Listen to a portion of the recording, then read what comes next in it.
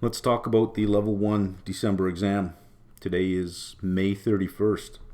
If the exam hadn't been canceled, the June exam, for those registered for June, you'd have Monday, Tuesday, Wednesday, Thursday, Friday left to go, and Saturday you'd be writing. You'd have less than a week. As it stands, you now have 188 days from this day.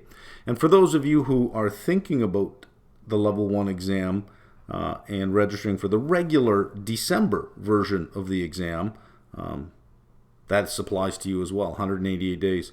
Let's take off 28 days for review. That will leave you 160 days from today to get through the content. So that's roughly about 23 weeks. That sounds like a lot of time. 23 weeks, a little under 6 months. I got this. But there are 57 readings. The average now, is 44 pages. That's taking all the content, just the pages of content, dividing it by 57 readings. You get 44 pages per reading. That's a significant textbook chapter. And your job is to get through 2.5 of those every single week. And if you do that for 57 readings, it'll take you those 23 weeks, and then you hit the review for the exam. So if you think about it that way, that's really not a lot of time. I don't want you falling prey to the planning fallacy. And the planning fallacy comes in two parts. First part is you will overestimate how much time you actually have. You would think, well, 23 weeks, that's a lot of time. But it's not a lot of time to get done what needs to get done. The other part of the planning fallacy is underestimating how long something will actually take you. Do not underestimate the size of the content at Level 1. The biggest reason for failure, if you ask anybody who didn't make it, the biggest reason by far, I didn't have enough time. I left it for too long. No one ever said, you know what, I started way too early, I had way too much time, and I spent too much time with the content. No one fails that way. You're going to underestimate the content, and it's going to cost you. For those of you who are not familiar with us, and maybe this is the first time you're being introduced to us is through the video. Many people who are watching this probably are aware of us, but for those who are not, we don't advertise. We've never spent a single penny in advertising. We've always relied on word of mouth. And word of mouth has made us the second largest provider in this industry in terms of user count. We're the second largest, and we did that all in 5 years, all by word of mouth. It's these types of videos that we do and the use of YouTube that allows us the reach that we have. So, yeah, you're about to watch a marketing video. The benefit for you is this. We don't spend any money in advertising, so we don't have to recover any dollars in advertising in our price. One of the larger players in the industry has a customer acquisition cost in this space. That means of all the money they spend advertising divided by the amount of people that they get from the advertising, it costs them $250 US per person. That they have to start their pricing at $250 per person because that's what it costs just to advertise to you to convince you to buy from them. Because we don't advertise, we don't have to pass any of those costs along. We rely on this venue and free distribution and the sharing of videos. One person shares the video to their network and they see it, etc., to spread the word. But going from nothing to the second largest in terms of user count in 5 years, all on word of mouth, says something about what we do, I think. Our price is 280 Canadian dollars for all of Level 1 content. And if you look at the current exchange rate as of Friday, May the 29th on the market close, 138.25, translates to about 203 US dollars. So many of you out there probably think better in US dollars regardless of what your currency is than you do in Canadian dollars. So if you think around the 200 to 205 US dollar mark, that's roughly about 200 Canadian. So what do you get for that 280 Canadian? I do a video for every reading, all 57 readings. I do a video for every reading, LOS by LOS. I cover everything. When I first started doing this, I did it meant for a university classroom. Is I'm going to teach this the same way I would teach it in a university classroom, with the same level of explanation, the same depth of explanation. I don't teach to a test. This is not a crash course. This is not 45-minute videos for each reading designed just to hit the highlights and get you to pass the exam. Because passing the exam at level 1 is only one goal of what you're doing at level 1. There are concepts at level 2 that rely on you just knowing stuff from level 1. So in quant, hypotheses testing, level 2 quant is heavy with that, but it doesn't reteach it. It just assumes that you know it. So you could get through level 1, you could write the exam and say, you know what, this reading on hypotheses testing, I don't get it, so I'm going to skip it. You could skip that reading and still pass level 1. But all of level 2 quant will be difficult to understand because it relies heavily on that. Same with duration. In fixed income at level 1, you may skip that whole reading saying, this is, never mind, I'm not going to waste my time with this. I can't understand it. It's too difficult. Well, when you get to level 3, almost the entire fixed income section at level 3 relies heavily on you just knowing duration. So just getting past level 1, studying to the test misses the point. If you look at any great billiards player, they never just play the shot they have. Every shot they take, they're already playing the second shot. They know exactly where they want the white ball to land up. You have to think of level 1 like that. The firmer the foundation you build at level 1, the easier level 2 is, the easier level 3 is, because you don't have to spend time going back to level 1 saying, you skipped that reading for the exam because you didn't want to do it. Now you got to go back when you have less time, when the content is a little bit more difficult at level 2. So don't underestimate how important it is to get a firm footing at level 1. Do not study just to the test. You want to study to line up your second shot, which is passing level 2 and level 3. I have university-style lectures for every reading. I think it's about 98 hours across the 57 readings. Plus, I give you the PDFs for the reading. The PDFs are the screen, what you see on the screen. I'll show you what the PDFs look like in a little while here. End of chapter question videos. At the end of every reading in the CFAI books, there's a list of questions. I do a video walkthrough of all of them. When I say all of them, this is roughly about 98% of them. There's some that change every year, and a reading will add 1 or 2 that I didn't catch. So it's not 100% of all the end of chapter questions, but you're going to get about 98% of them covered. I think there's something like 2,000 end of chapter questions altogether. So you're going to have something like 1,950 of them, 1,960 of them that I do a walkthrough of. Review videos, that's taking the reading videos here and stripping out all of the teaching part, all of the explanation, and the review videos is just LOS by LOS exactly what you should remember from that reading. So it goes through the content in a much more condensed fashion. The review videos are meant to be used on a repetitive basis to continually review what you've done. They're anywhere from 10 to 20 minutes to 25 minutes long, as opposed to some of the reading videos can be 2 hours, 3 hours long.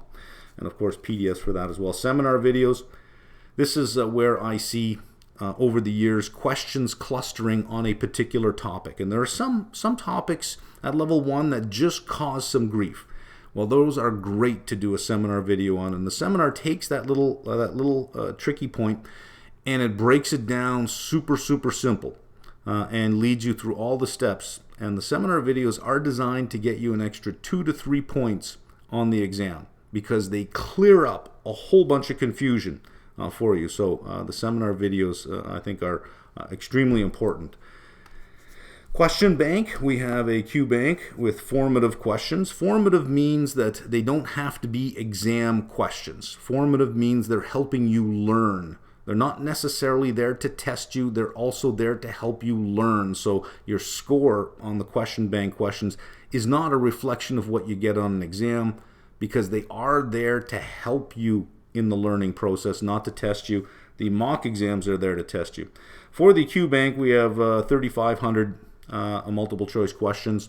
Every 2 weeks or so, I replace an entire reading of questions. When we originally started with our question bank, we used an outside provider to provide us the questions. And over the years, having been disappointed by their questions, we've been slowly replacing them over the years.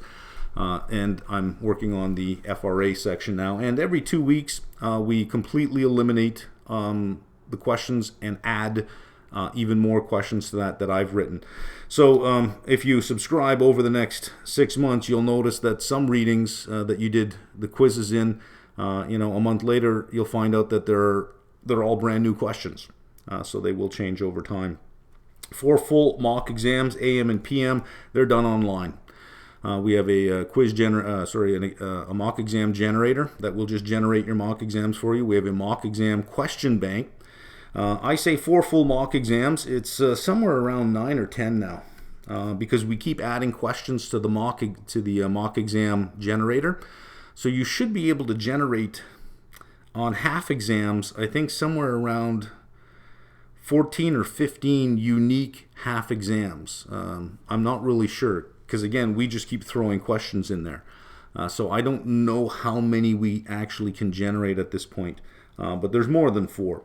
It's online, which means it's self-grading. As soon as you're done, you click I'm done, and it'll give you a grade, and it'll give you your score on that particular exam versus the average. So you'll have an average of everybody who's taken the exams, and it'll just keep averaging one big average score. If you look at our pricing and you want to look at its value proposition a little closer, 280 Canadian.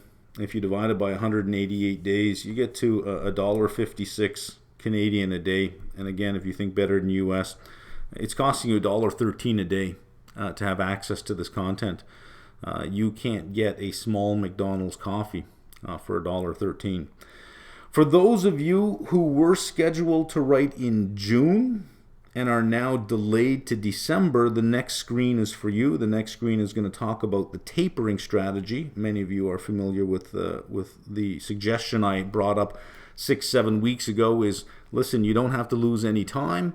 You've got plenty of time. At level 1, you should follow a tapering strategy and introduce some level 2 content this year, so that once you get the results for your level 1 exam, you'll be 30-40% of the way through level 2, and you should be able to make a run for level 2 for June, and that means you wouldn't have lost any time if you had written this June and passed anyway. So for those of you who were scheduled to write for June, who are now writing in December, who have already, or many of you were already mostly prepared for June, the next screen is for you.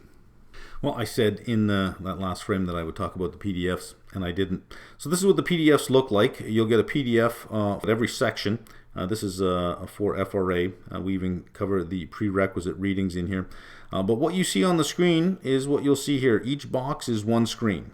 So as you scroll down and you go through the video, this is exactly what you see on the screen. We tried to make the colors match what you see on the screen as well. And these are text searchable.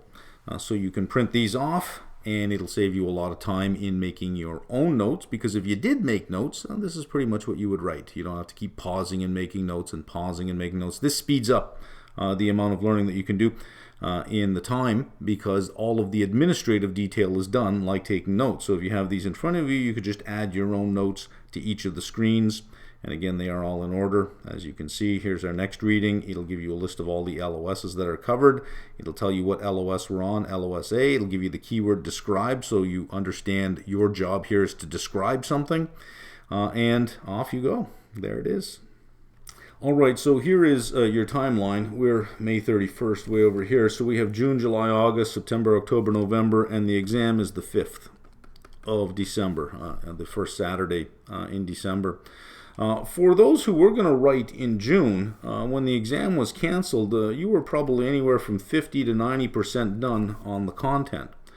So having an extra, at that time, it was almost an extra 8 months. Having an extra 8 months didn't seem to make any sense at all. So I said, listen, you don't want to lose any time. If you write on the 5th, by the time you get your results, you might not have time to write level 2 for the following June. You might say, look, that only gives me 4.5 months to prepare. That's not enough time. But if you taper your strategy now, let's say that beginning of August, you'll move from level 1 content to level 2, or you'll combine level 1 and level 2 content. And if you look at level 2 corporate finance, derivatives, equity, The reason I'm pointing these out is because a good understanding of these at level 2 will reinforce your understanding at level 1. It'll make that level 1 content that much easier to understand. And the level 1 content will seem almost juvenile after you've been through the level 2 content. So it does, in effect, help prepare you for the same exam, the same level 1 exam, and it also gives you a head start on level 2. While you're tapering in level 2 content, you're always running through the review videos at level 1, always trying to keep it current. And reminding yourself what was there, and maybe doing a couple of quizzes on certain sections every single week, to keep current with it. Once you get near the end of October, you want to switch, during November, you want to switch into pure review for level 1, because that's the goal, right? Eye on the prize, level 1. You'll write your level 1 exam on the 5th, and then you can get back to level 2 before the level 1 results are out. You'll have 3 sections behind you. You can probably do another 1 or 2 sections in the 8 weeks it takes to get your results. But by the time your results come out, you're 50 to 55%, maybe even 60% done, level 2, by the end of January. Yeah, you can make a run for June of 2020 for level 2, and you haven't lost any time. If you were going to write in June this year, you could not have written level 2 until June of next year. By June of next year, you'll be right where you should have been had nothing happened, except you had more time to prepare for level 1. So if you're going to follow the tapering strategy, this is what I would suggest is don't just drop level 1 and leave it and come back to it in 90 days. Taper, it's called a taper strategy, which means you're going to interlace your level 1 content with level 2 content. You're going to continually use the reviews at level 1. Don't just leave it behind. And then sometime in the fall, you'll get back to just level 1 for that final stretch into the exam. That's it.